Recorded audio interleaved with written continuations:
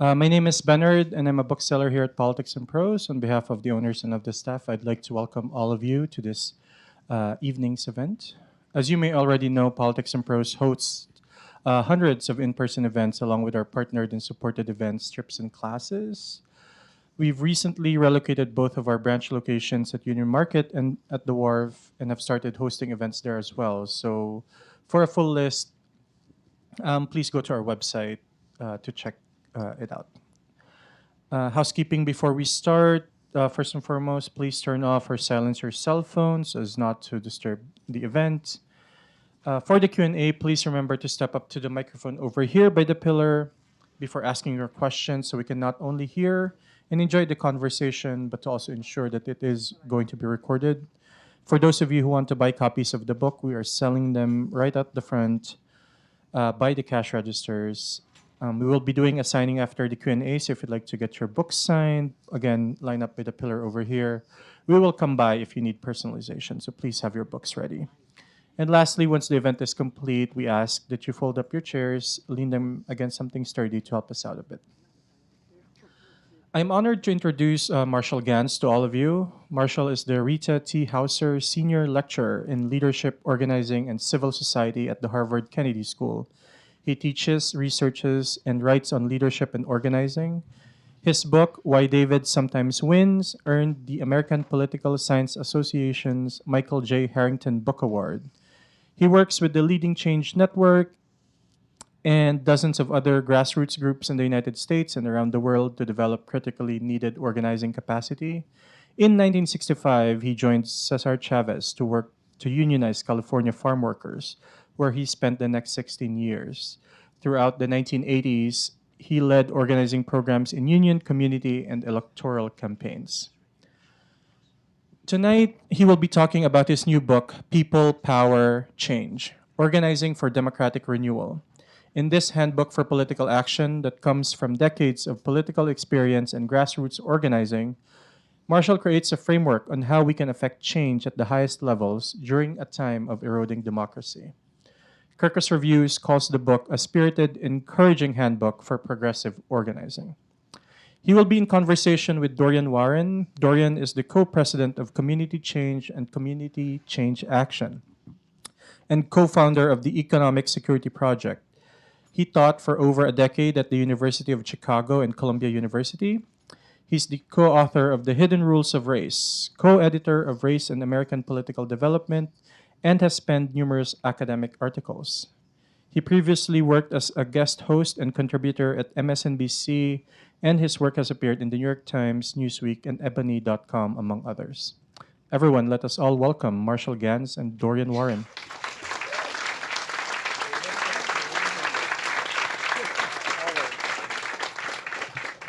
Thank you, Politics and Prose. Good evening, everyone. Good evening. That was very vigorous, and we're going to do it again. Good evening, everyone. Good evening. All right, this is an organizer's crowd, I can tell already.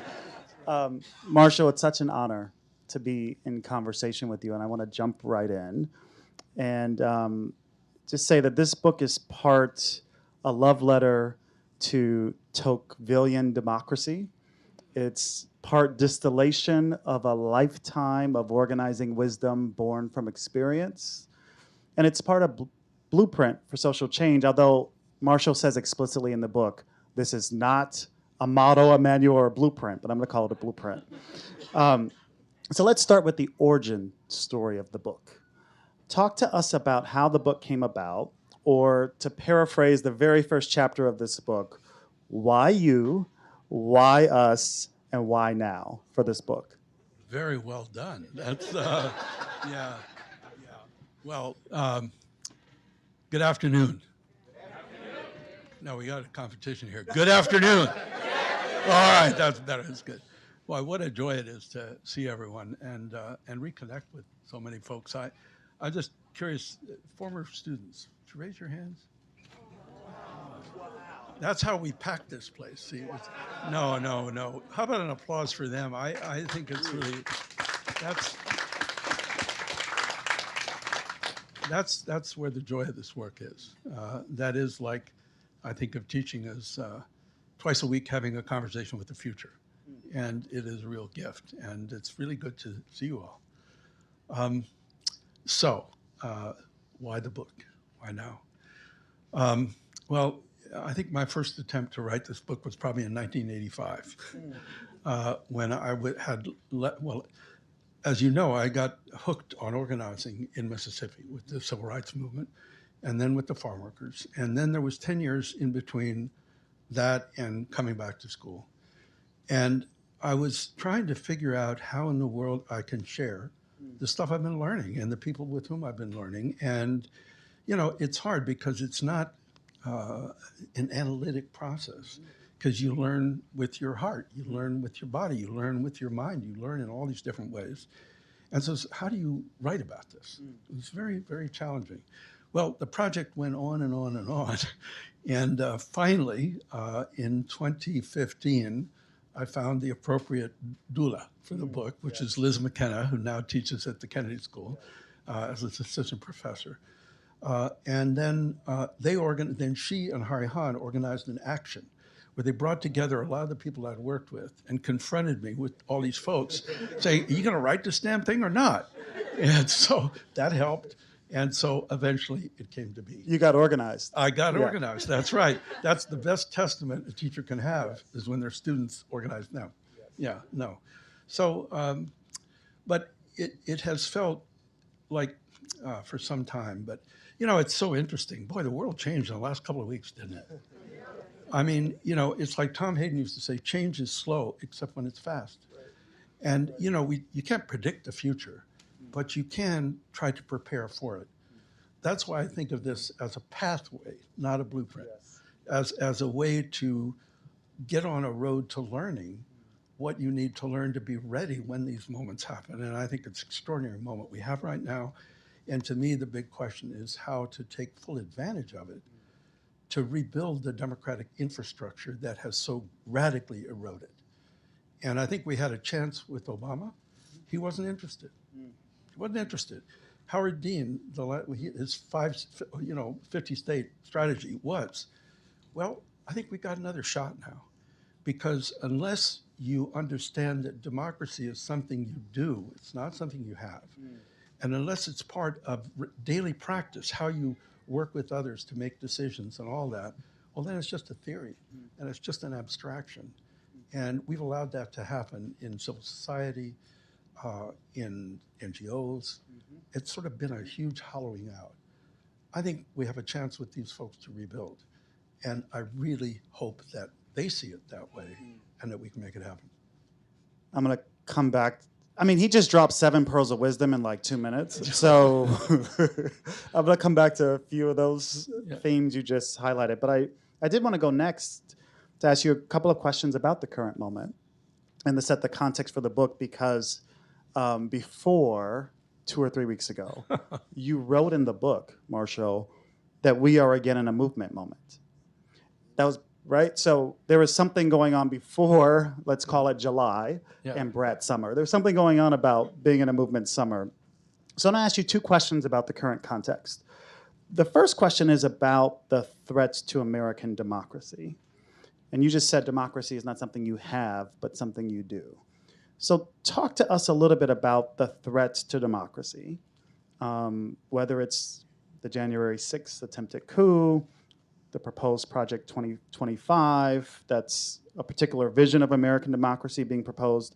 How does the book speak to that part of the current context in terms of the threat to democracy?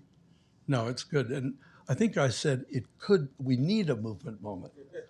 But it wasn't. I wrote it down. I'm being held up. It's a direct quote. You said we are again in a movement moment, so own your prescience. Thank you.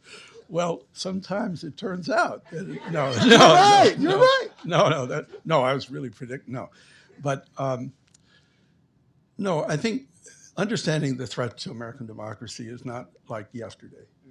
And from my perspective, it goes back to the founding of this country, which was really not founded as a democracy. It was founded as a republic of elites, and a republic that was based on the denial of citizenship to a huge proportion of the population, which was held in slavery. So now, how do you reconcile those two things? Well, it's a real problem. And so you come up with crazy institutions like the Electoral College. I mean, nothing democratic about that. You come up with institutions like the Senate. Oh, yeah, Wyoming, that piece of territory has 2 votes, and so does California. What's democratic about that? And here we are in D.C. Yeah, no kidding. Without Like any right here. representation. Like But starting anyway, right here. I digress. Yeah. All right. Yeah, no. I mean, that's exactly right. So they're built into this, and first by the post districts, where everything becomes 51%, 100%, 49%, nothing. So that is what we're starting with. And I think that in itself is a huge problem because people say, oh, the American people want, but it's not revealed because the system of representation is so skewed. So, and not as skewed as it used to be, but it's very, very skewed. So that's a problem. The other thing that I think is a major challenge is that is Buckley v. Vallejo, the Supreme Court decision in 1972 that said that money is speech. Now, we talk a whole lot about the problem of where money comes from, but the real problem is an infinite demand for it. I mean, most liberal democracies have constraints on campaign spending. I mean, I was in the UK last summer. You could run for parliament, a seat in parliament with 20 grand. I mean, you couldn't get a parking place here with 20 grand.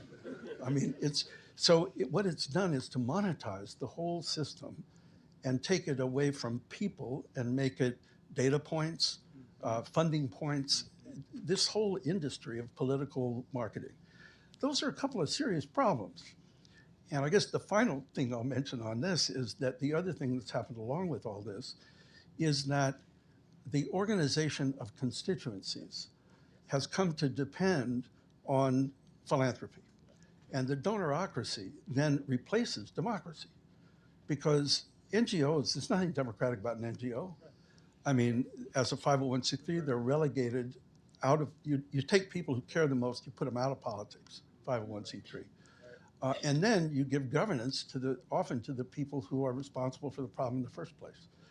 And so you wind up more focused on that than how you build a powerful constituency. So to me, those are the core challenges because it's just hollowed out the whole notion of what democracy means. I don't know if you go listen, after World War II, Frank Sinatra recorded the song, The House I Live In. It's a beautiful song about democracy. It meant something then because the war had just been fought. What does it mean to people now in terms of their daily lives? Well, maybe you go vote. That's not democracy. Democracy is about the value of each person's voice in making collective decisions, And see, the collective's been taken right out of it because the idea is individual voices count in determining what the common interest is. Well, we've really lost that. That's why, to me, this election right now offers an opportunity. And I think we got to take that opportunity. But people say, well, field organization and electoral campaign, that's got to make any difference. It's not instrumental. The point is either you are doing democracy or you're not. And if you're not building a field organization with real people, then you're not doing democracy, you're just marketing yourself. And so I just think that, and I guess one last thing is that there is so much about participation, but it's treated as a substitute for governance. In other words, come and participate. We love participation, but who's in charge? We are. I mean, the Catholic Church is very big on participation, but not so much on democracy. Fascism's pretty big on. So it's like the way in which people use participation to mask the fact that unless it's connected to governance, it's not democracy. So I think these are some of our challenges. They're real challenges. So I think we have to recognize them in order to be able to address them. That hits close to home as someone who co-runs an NGO that, Yes. of which most of our funding is from donors as opposed to a mass base, and we're working on that. We're thinking a lot about that, Marshall. Yeah, well. I wanna. You mentioned a couple of times the current moment, and of course, people here in the room and those watching know that you famously created the community organizing strategy for the Obama campaign in 2008, known as Camp Obama. Yeah. So as we sit right here in this moment in 2024, the Harris Walz campaign feels very similar energetically to that 2008 moment. So here's the question. Tell us why the Harris Walz campaign needs to read People, Power, Change. And what could they and others outside of the campaign, and I want to emphasize others outside of the campaign, grassroots community organizations, the tens of thousands, actually at this point, the hundreds of thousands of people that have been hand raisers in the last 2 weeks to Zoom calls or to small dollar donations. Talk to us about what all of us can learn from reading the book about leveraging the energy of the moment for building organization, for building power, for making this really a movement moment. It's such a good question because we have seen campaign after campaign generate energy, like the Sunrise Movement, for example. Lots of campaigns, but they don't result in organization. They're just mobilizing people. They're not building organization, because organization is based, first of all, on commitments people make to each other about who they are and what they're going to work on together. It's like commitments not to an idea, but to other people. That's sort of the foundation. And then what I try to do in the book is pull out our way of thinking about this, that models are useless. There's a enlightenment, what's it called, alignment theory. All models are wrong. Well, I agree with that, because a model is a hypothesis about complexity. And the problem comes when we treat the models as reality. And then we try to conform the world to meet the model. That's been the economic profession for the last 70 years, been trying to do that. And so it's a real problem. So how you then actually see and bring people into the process as people, not just as instruments. And see what we had a chance to do with the Obama effort. And I should say, this didn't come from the top. Right. This came from organizers, many of whom came from Howard Dean's campaign, who saw an opportunity to build organizing that would be consistent with the rhetoric. And so the whole idea of what we were trying to do was to, those Camp Obamas, is first see people as people. And that meant enabling them to see themselves as people. You know, it's sort of, and so the work we did on narrative, we call story of self, it's really about enabling people to find the moral resources within themselves that move them, what really moves. So it's emotional learning, it's not just cognitive learning. And that was a really transformational thing, because it's like people would come and say, I need to learn Obama's story. We said, no, you got to learn your story, because that's what's going to enable other people to get you and to get why you're here doing this. So that was kind of a start. And then we focused on building teams. Now, up to that point, the general model was precinct leaders, individuals. And of course, what happens there, you know, I mean, I don't know, we call it a dot. I mean, I don't know if you've ever been a dot. Everything comes to you, and pretty soon you burn out. Or you try to work with a dot, and then you burn out, because, and so that's when we tried to have an alternative to just throw out leadership entirely, which was leadership teams, collaborative leadership teams, interdependent leadership. And that was really cool. And it was a whole other thing. Both of those things, the narrative and the teams, are rooted in relationships that are not, they're not mutual exploitation.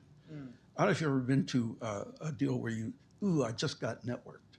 You know, that's not relationship building. Relationship building is we are two human beings who allow ourselves to be seen and see each other. We make commitments about what we're going to do together. So those were some of the things we got to introduce there. And then, of course, strategy flows and the rest. Too often in organizing, people start with strategy. I say, what's the strategy? Well, wait a second. Who's going to do this? You know, where's the motivation? Well, you know, it's treated like this sort of mental exercise in analysis, which is not what strategy is. And it's not what good, you know, strategy is really, well, the other thing I'll say, each of these things I've mentioned as practices, relationship building, each one of them, and there's 5 that we base I'm going to come back to that. Yep. Okay, but each one of them is based on something human beings all can do. We all build relationships. We all tell stories. We strategize anytime we oversleep in the morning and got to find a different way to get to work.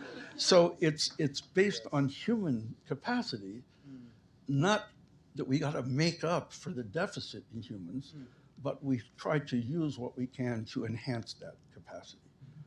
And that's what was different about that, because it had a culture then that valued human beings and it valued collaboration. So I think the question for me now is, where does this come into this? And, is it a whole deal of, sending out paid canvassers to identify voters on? I'll tell you, I don't want to keep going, but I heard a thing on the radio yesterday. It really bugged me. The reporter went with someone to do a house call or door knocking. So they go and the person comes to the door, and the person, the organizer, is sort of, how are you on these issues? And then they don't respond. So then they go through a whole shopping list of issues. Now, and it went nowhere. Now the reporter stayed and had a conversation with the person, and it turns out their values are pretty cool, and they're struggling with figuring out, what does this mean in this context? Now that didn't happen in the first deal. And we get stuck in substituting categories and issues for values and narratives. And so we label very generously, which then is a form of actual dehumanization. And then we make it an issue. Oh, you're a this, you're a that. And see, this is one of the things I think that Tim is really a promising vice president, because I think he gets this. It's about values, and it's about your story, which is evidence of your values. And so that's kind of what I'm hoping we can do something with. So we're going to come back to some of the key elements of the book in a minute, but I heard you offer a critique of the Obama campaign earlier. And so I want to go back there a little bit, not to be petty, a little bit maybe. Hardly petty. But I guess I want to ask you the question as a follow-up. In all seriousness, what would you change in your advice to all the volunteers that have emerged in the last 2 weeks versus what you taught Obama volunteers on that campaign? Is there anything you would change? It's a really good question. And I think the problem with the Obama campaign was that Obama was never committed to what we were building. And his strategy was to maximize support in the campaign. And that's most politicians, let's be fair. Yeah. He's not unique in that regard. No, not at all. But then his strategy became to minimize opposition. And so the organization that was built was put on ice. And anybody who was trying to mobilize pressure was told, you'll lose access. The first ones who broke that were the Dreamers.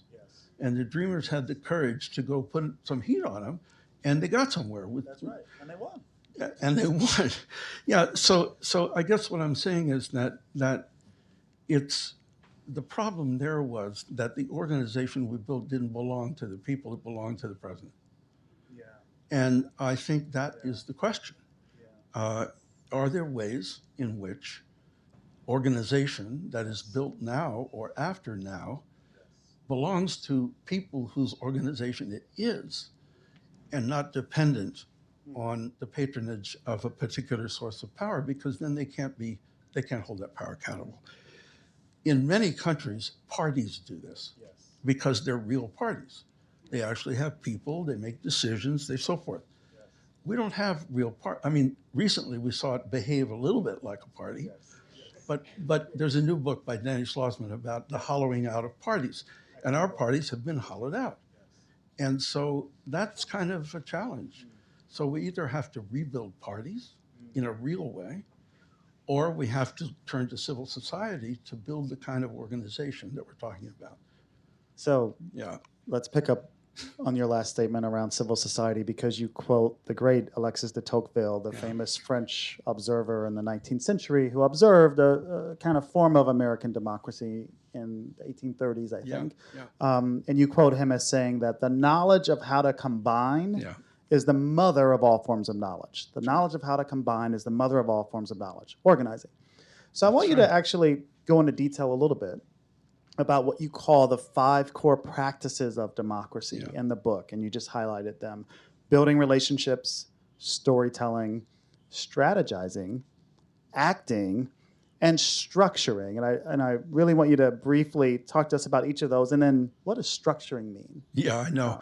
Yeah, structure is a scary word. It's kind of like power. Power. And everybody, oh my God, we're talking about power. Yeah, yeah.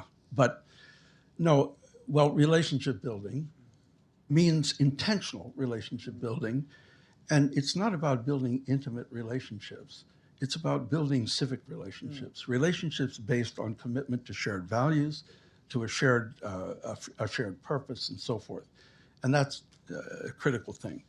And there's a way that that can become geometric. You know, we were talking about Nancy Pelosi's first campaign. We did the field for that in '87, and we had 6 weeks for the thing. And the first 3 weeks, we had 81 House meetings. And out of those House meetings came the hosts of the House meetings became the leaders for our Get Out the Vote operation, which we had another 3 weeks for, and we won. So it's relationships can become geometric. It just isn't okay. That's one.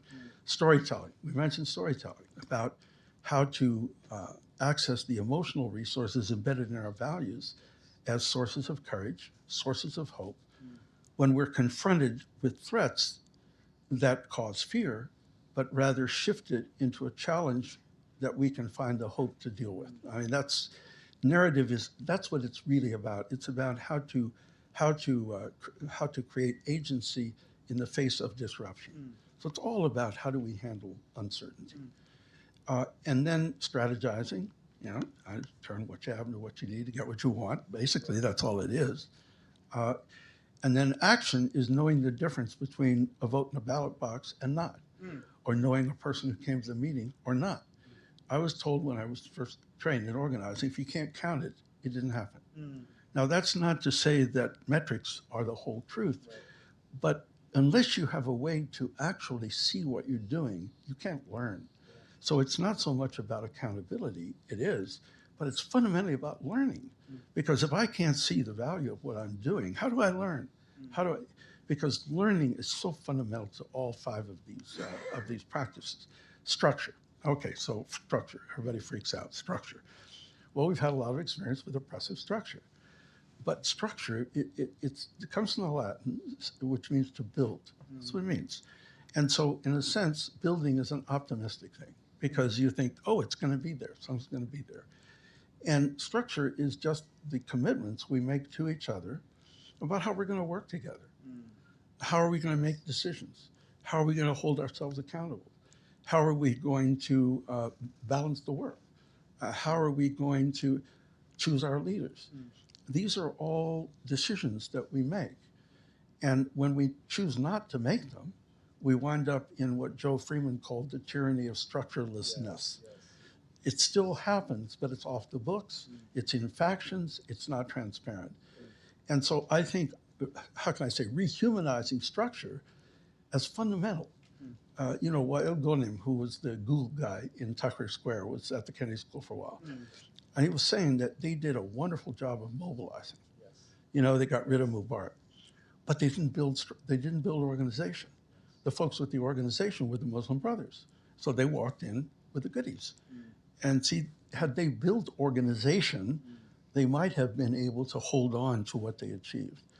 So that's where structure has a critical role to play. But structure can be oppressive, but structure can also be empowering.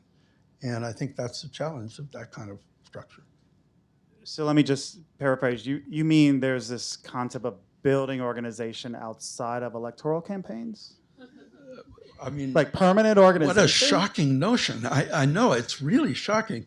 Or out of mobilizing campaigns. You know, it's been so much of that. And then we wonder, why hasn't it won? Well, they're not building. They're just, you know, it's like change and continuity.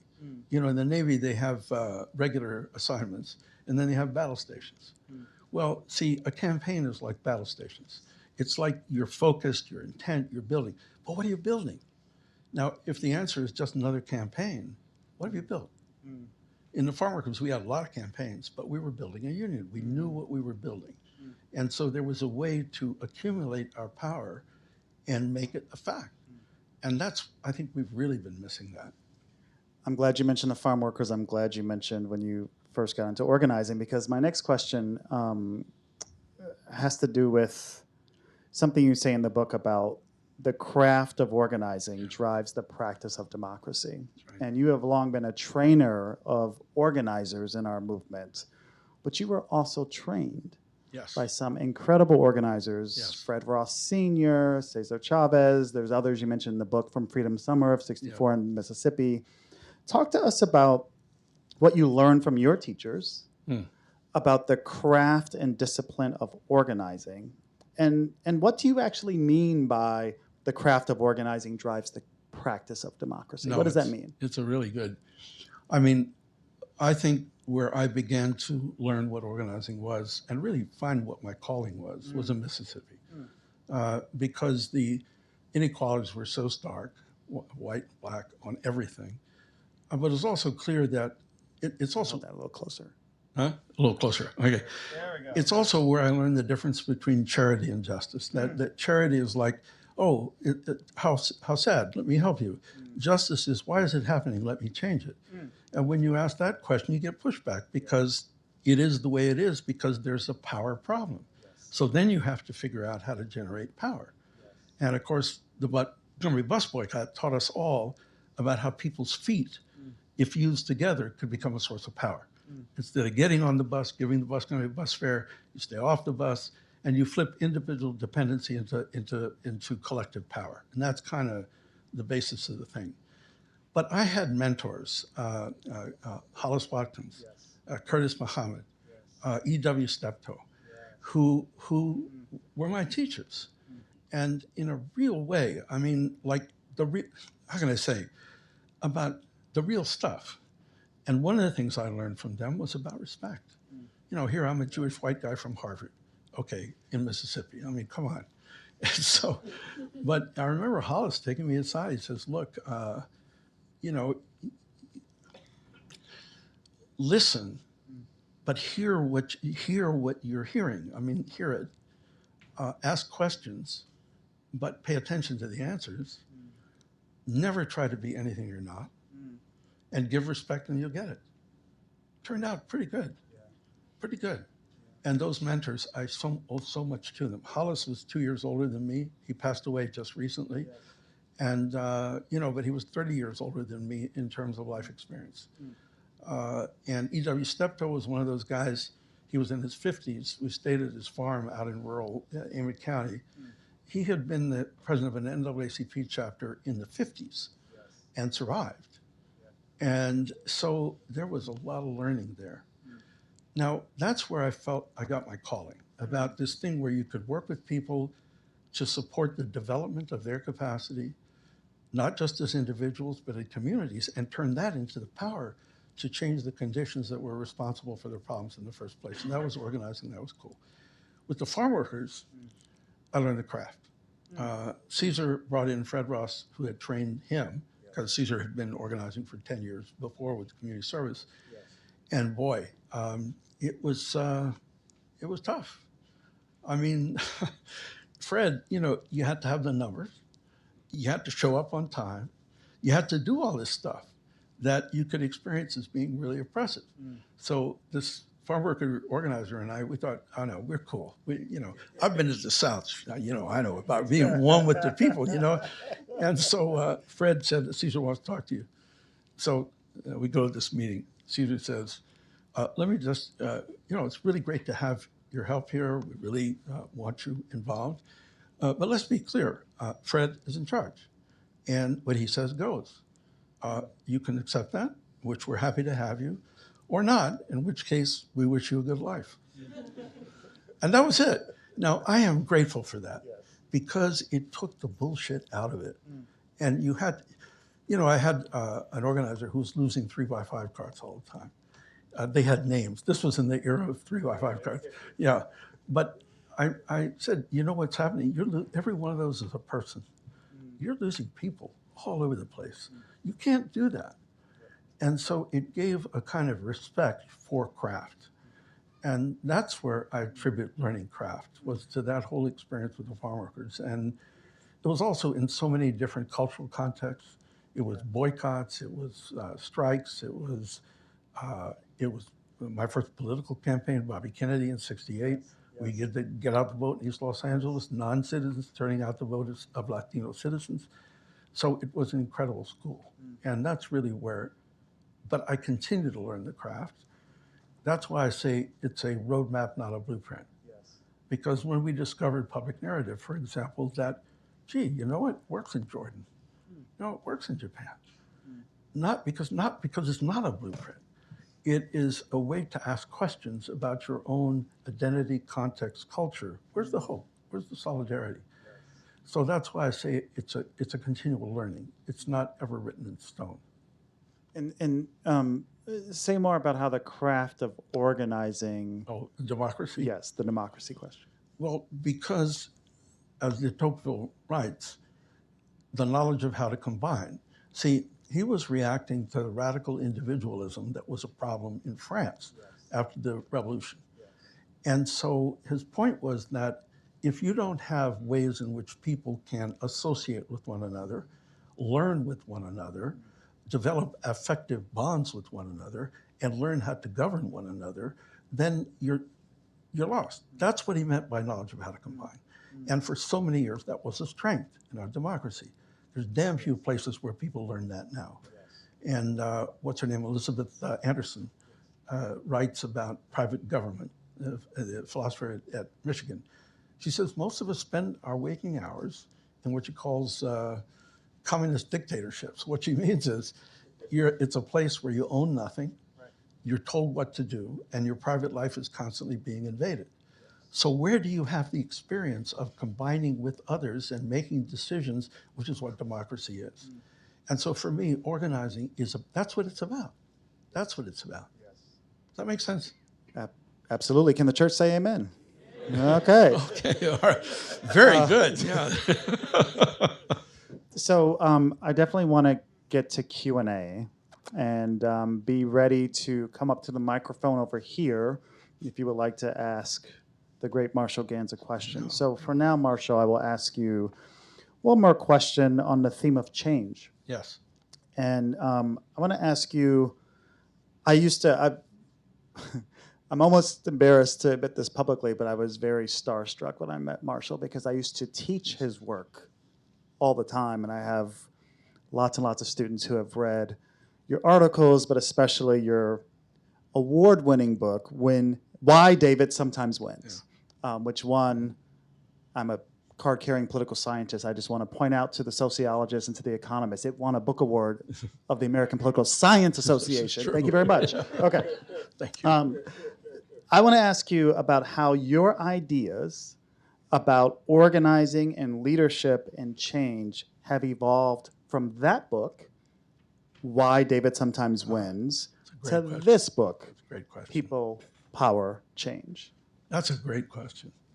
It's a really great question because that was based on, I was focusing on the question of how David can defeat Goliath. And it was a strategy question. And what provoked it was in the social movement literature, there was a classic piece that argued that our successes in the farm workers in the 60s and 70s had nothing to do with us. It was resources and opportunity structures. Well, that really pissed me off. So my master's thesis became, it was called Resources and How Resourcefulness Can Compensate for Resources. That then became a dissertation, became the book.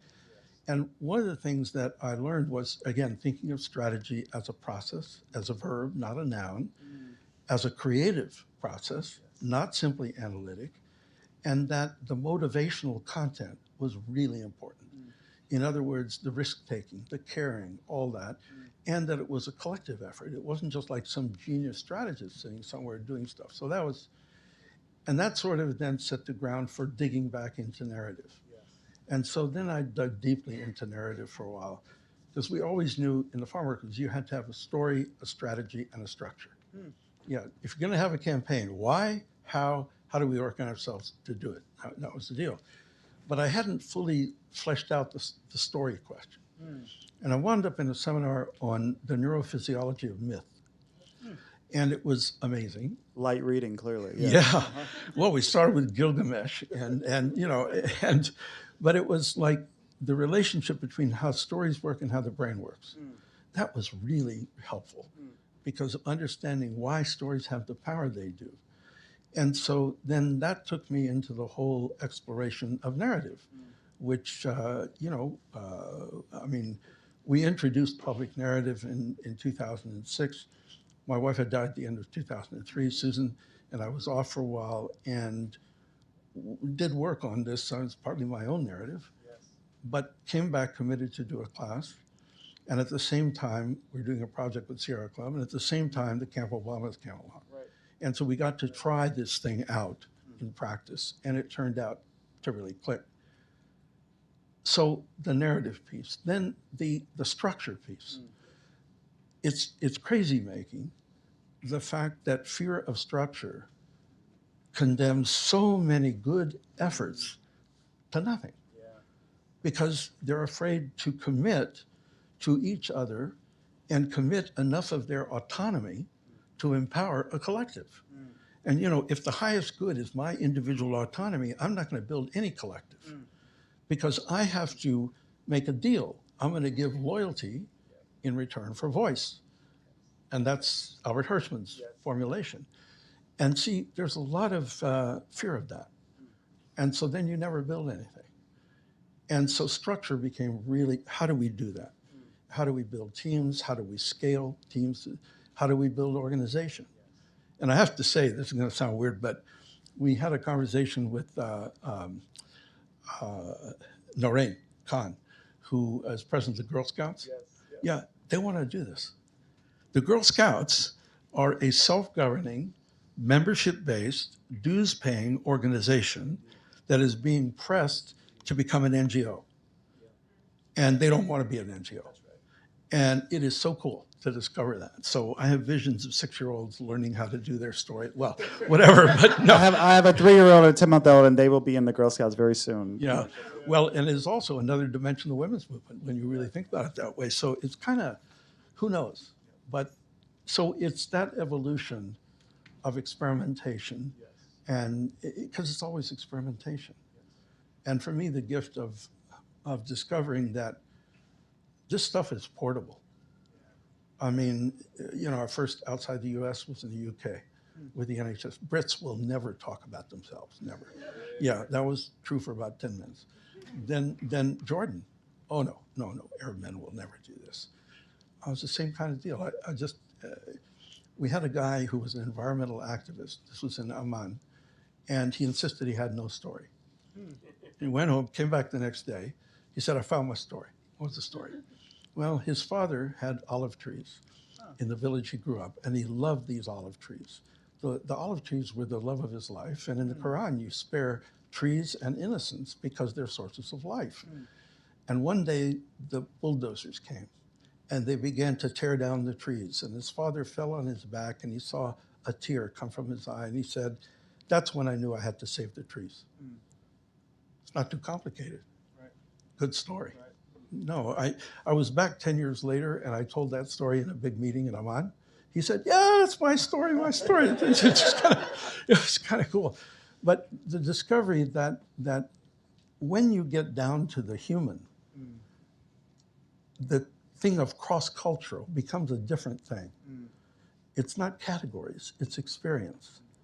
And the experiences of growing up, that's not so easy anywhere. Right. So it has been this discovery in Japan, in China. It's really been a very life-affirming thing. And it's why we started this new course now as an experiment called Being Human. And we did it the first time. We're going to do it again this, because it seems like that's a big question people have. What is it to be human, to value a human, another human being, when there's so much dehumanization going on? And organizing is a way to fight the dehumanization by reminding us that we are people. And I just say Pope Francis is a huge ally in this. In Fratelli Tutti, he really gets it. He challenges liberation theology as being too ideological, So he has what he calls people's theology. The starting point is not categories, it's people. And from people, you build understanding and you build values, and I think that's just spot on. And organizing can be that. Yeah. Thank you, Marshall. I do want to invite some questions, and let me say these aren't statements in the form of a question. These aren't dissertations. If you could do it in a minute or less, that would be fantastic to model our first questioner, please. And could you say who you are? Could you say who you are? Oh, I'm Alan Loeb. I didn't take your class. Never too late. You know, we have an online. Well, so you will be familiar with Milton Friedman, of course, his 1962 book.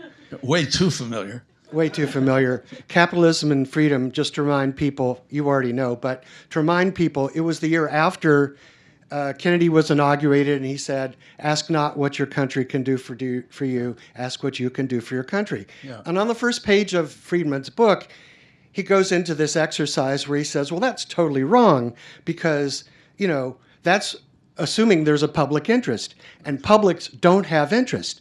So I was very intrigued by your return over and over again to the idea of collective, because essentially what Milton Friedman was doing was lobbying for the notion that there is no such thing as a collective. That's exactly well, right. we're actually surrounded by collectives. Everywhere you look is a collective. Yeah. But what he's doing is setting a norm so that people who are operating in collectives Yeah. do not think that they are in one, and they behave as if they're individuals, Yes. not recognizing the collectivity of the exercise they're in. Would you comment? Yeah. Oh, that was a question. Was that a question? Alan, Was you that a landed question? plane. That was very, Okay. That was good. Yeah. That was good. Okay. No, I mean that is precisely the problem, because we don't exist as atomized individuals. We exist in relationship to each other. And in political science, there's this whole thing they call the collective action problem. Why would people work together? Well, I mean, geez, because when you can free ride.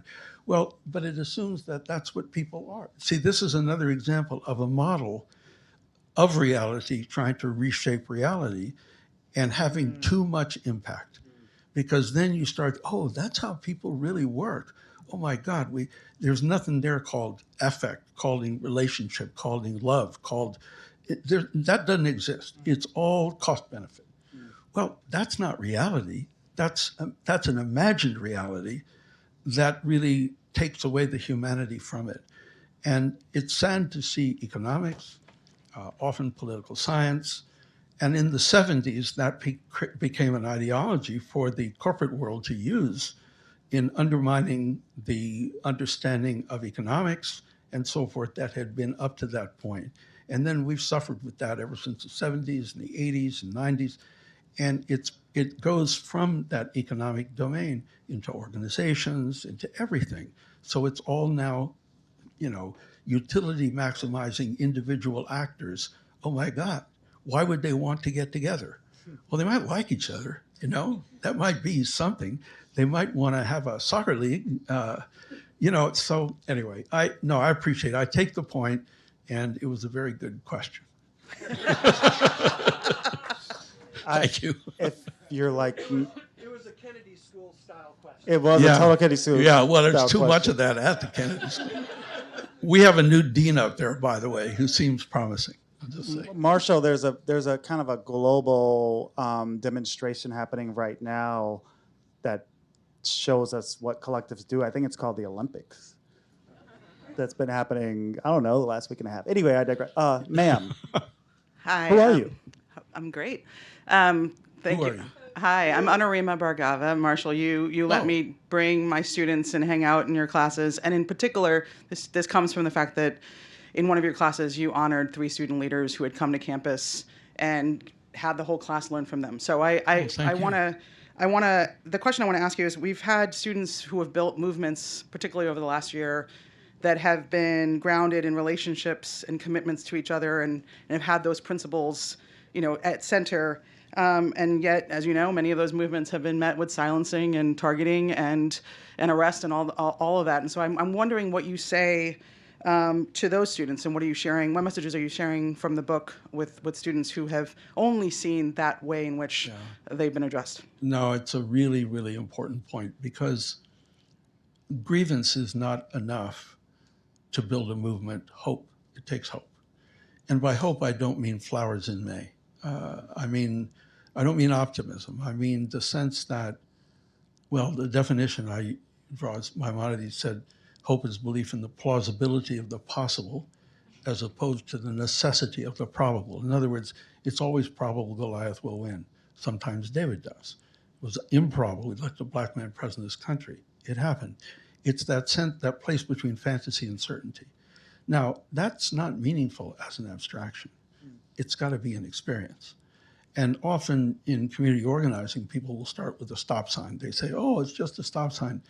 The experience of efficacy is really important, because as you begin to experience some efficacy, even in small ways, it creates a pathway to more.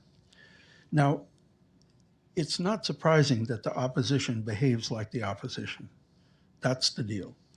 So then history really helps, I think, in situating these struggles, that they're not the first time they ever happen. But then the question is, where does power come into this picture? And how do we understand power? And how are we building power? And are we confusing rhetoric with power? Because rhetoric is not power. And movements have a expressive dimension, but they also have to have a strategic dimension. And I think there gets to be a lot of confusion about this. So the question I have is, how are they learning about power? With whom are they learning? How does it become part of their real experience? And, you know, I just think power is intuitive. I mean, I've come to just ask people, if you need what I've got more than I need what you've got, who's got the power? If you need what I got more than I need what you, who's got the power? Me or you? You need what I've got more than I need what you've got. Who's got the power? All right, and if you reverse it, who's got the power? See, power is not something you have. It's influence created through interdependence. And it can be constructive interdependence, like building a credit union or a co-op, or it can be exploitative interdependence when that interdependence is used to exploit the other. In which case, then you have to find a way to counter that. And, you know, there's a saying in Mexican saying, al nopal no se viene a ver solo cuando tiene tuna, which means people don't come and look at the prickly pear cactus except when it's bearing fruit. And that's used to describe the politicians showing up in the barrios just before election. Oh, there's some fruit here, you know, but then the fruit may go away. So power is not some remote, weird thing. It is something that we need to understand and cultivate and not fear. And so that's what I'd love the chance to work with them about this. Because, yeah, I mean, we all have to learn. And, you know, it's, I don't know, learning is not, my mom was an educator. Well, she called herself an educator. She was a teacher, educator, because she loved the origin of the word education, which comes from the Latin educere, which means to draw out, not to put in. In other words, it is to enable people to find the resources within through which they can realize their potential, their power, and their capacity. And I think that way is a way forward. I don't know if this is helpful. I hope it is. I'd love to talk to some of those kids. Thank you. Thank you for the question. Yeah. Please. Hi, Marshall. My name is Sandy Dang. I'm one of his students. So, Marshall, you know, I have to say that I've been participating in a lot of presidential election campaign, and mostly people ask me to phone banking, calling a lot of people and get a lot of hang up and all of that. So, you know, at this election, and I'm excited to have the first woman and, you know, South Asian and Black women, but I just feel like there's, you know, I don't feel a sense of hope. You know, I don't feel excited because, you know, what I'm looking out there, where, you know, what can I do in this election? It's just phone banking and texting and, you know, writing postcard. And so I just feel very dehumanizing in some way. Yeah. And just don't know relationship. So when you said there's some hope in this election, I don't feel it. So I want to ask you for some hope I think, Sandy, I think you're going to have to go out and create it, okay? Because one of the consequences of no constraints on campaign spending is this multi-billion-dollar electoral marketing industry. And they have no interest in building relationships. They have interest in making money. They have interest in all the digital stuff that disempowers rather than empowers, because it can. And so it gets people get transformed into data points, not people. And so this is a real core problem, I think, in all our politics. You can organize a phone bank so that it is very empowering. You know, you can organize a phone bank so that person comes, you remind them how important the work. This is called motivational task design. It's something out of organizational behavior. Nobody does it because they say, oh, you show up. Oh, here's a list. Go call those people. Oh, thanks. Throw the list. Why? It's being a drone. See, it can be creative. You can be required to learn from these conversations. You can share your learning with others. You can become a person who becomes a trainer of phone bank people. You can have a whole leadership development thing you can build from a phone bank, but only if you're thinking leadership development and organizing. But if all you're thinking is resource deploy, well, that's and the reaction is exactly what you're describing. I don't know how many folks ever saw the Charlie Chaplin movie Modern Times, in which he plays a character in a factory in which everybody's been turned into an object. And that's what they do. And so it is very dehumanizing. It doesn't have to be that way, but it's easy. You know, and that way folks at the top can prescribe exactly what somebody at the bottom is doing. Well, that takes away any motivation entirely, because there's no responsibility, there's no creativity, there's no ownership. So you're naming, I think, one of the core problems in campaigning that dehumanizes, when really what it needs to do is humanize. And it doesn't have to be that way. I'm going to follow up on this question and first say, talk to me after, because what I've seen in the last month is actually a lot of joy. Yes. So right. I have, come join my party.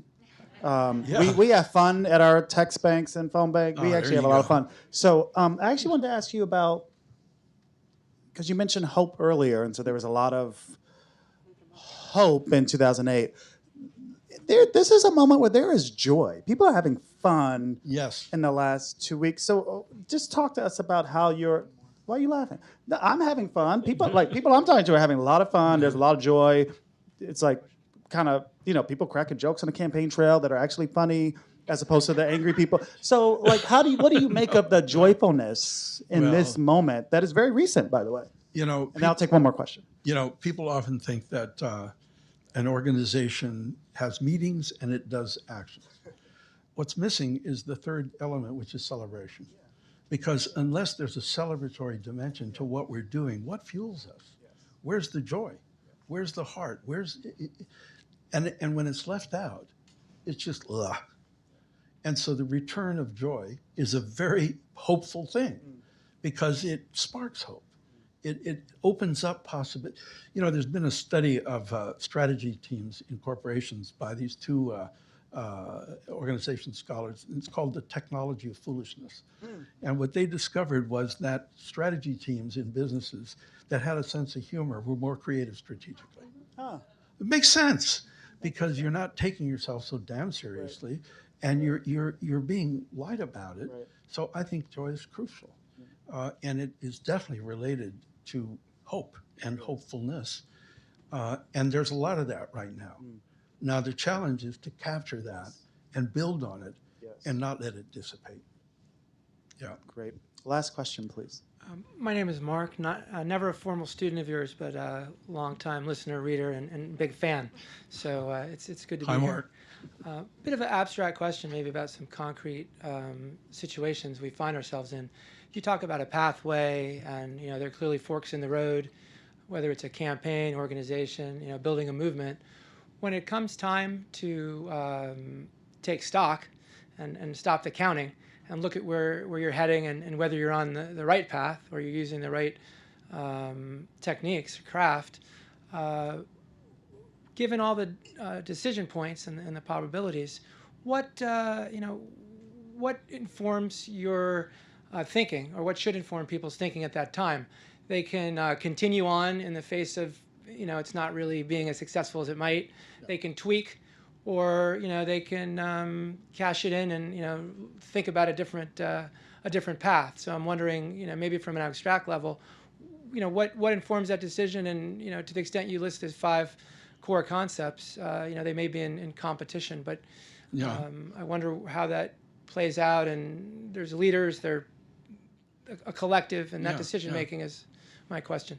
Well, it's a great question, and I think the 3 alternatives you mentioned are alternatives. And I mean, it's like, the first thing is, it's not something anybody should do alone. Doing it alone is a problem, because then you're living in your own head, and it needs to be a group. It needs to be a collective process where you're assessing where you are. Now, the question is, how do you make that assessment? Well, have you been learning? See, one of this thing about counting is that every meeting, every event, we do an assessment afterwards. What were the pluses? What were the deltas? What were the take? Because it builds in learning as just part of the process. It's not like when everything's gone to hell, now we're going to learn. And so a lot depends on what you've learned by that point. And it may be that this pathway is not it. And you decide, well, we learned a lot, but now we need to change what we're doing. Or it may be that, gee, we've learned a lot, but it's never going to work. We just give up. Or it may be, and this was very common in strikes that I was involved in, people would go on a strike and it'd get hard and get harder and harder. And then you'd reach this point where it was like, are we going forward or going backward? And that's the time for a come to Jesus meeting.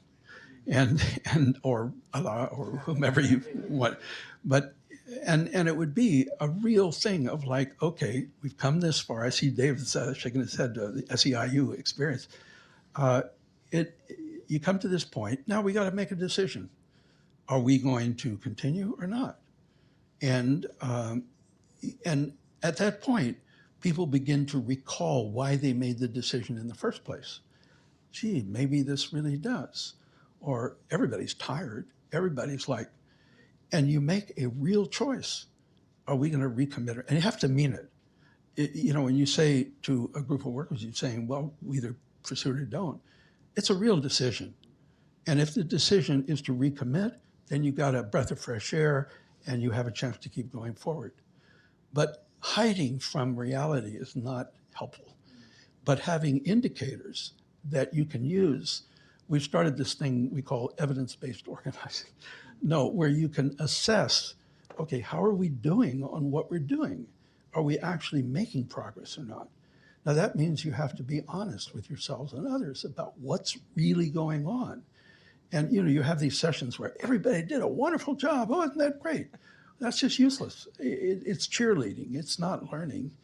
And so, that's what I can say about that. And so I think obviously it depends, but those moments are crucial moments. And there is no right, there's no right answer. The answer you come up with is the answer.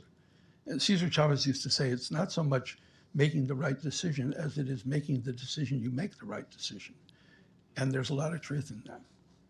I hope that's helpful. Thank you. Thanks for the question. It's really a good one. So,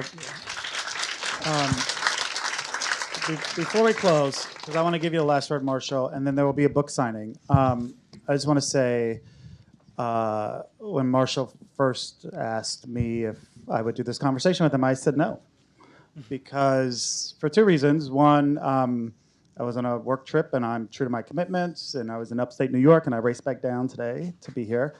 No, that's not the reason to clap. Second reason is this is actually my marriage anniversary tonight. And so, talk about sacrifice. So, my spouse is here, so happy anniversary. Oh, where? And we couldn't imagine a more romantic evening than with you, Marshall.